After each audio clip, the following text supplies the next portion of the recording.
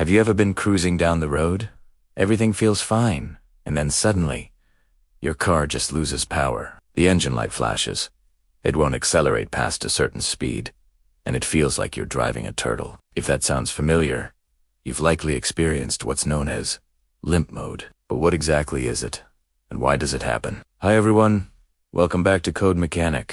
Today, we're demystifying one of the most misunderstood features of modern vehicles, limp mode, also called limp home mode. Think of it as your car's self-preservation instinct. It's not trying to ruin your day.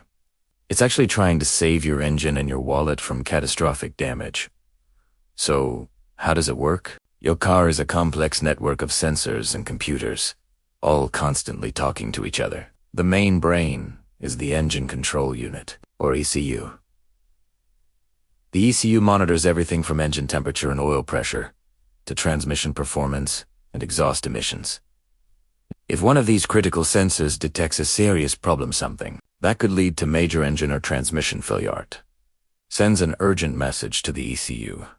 The ECU's response is to activate limp mode. It's a pre-programmed safety protocol that drastically reduces the engine's power output. What kind of problems can trigger it? It's a long list, but some of the most common culprits are related to the engine and transmission. For example, a faulty sensor, like a mass airflow sensor or an oxygen sensor, can feed bad data to the ECU, confusing it and triggering limp mode. A clogged DPF or a diesel particulate filter in a diesel car is another frequent cause. Overheating is a big one, too. If your engine gets too hot, the ECU will cut power to prevent a meltdown. Transmission issues are another major trigger. If the transmission control module detects slipping gears, low fluid pressure, or overheating, it will immediately signal for limp mode to prevent shredding the internal components. Even electronic problems, like a failing throttle body or issues with the wiring harness, can be enough to set it off.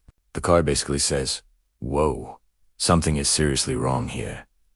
We need to shut things down before this gets expensive." So, what should you do if your car goes into limp mode? First, don't panic.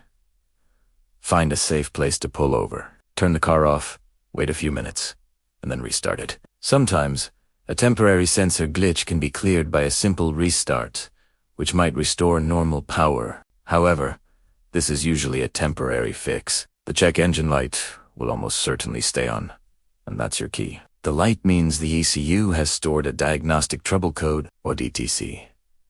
This code tells a mechanic exactly which system reported the fault. You'll need an OBD2 scanner to read this code. You can buy an affordable one online or go to most auto parts stores, and they'll often scan it for you for free. Once you have the code, you have a starting point for diagnosis. Ignoring it is a bad idea, because the underlying problem won't fix itself and will likely get worse. In short, limp mode is your car's guardian angel, not its enemy. It's a sophisticated warning system designed to protect your investment. By understanding why it happens and what to do, you can handle the situation calmly and get your car the help it needs.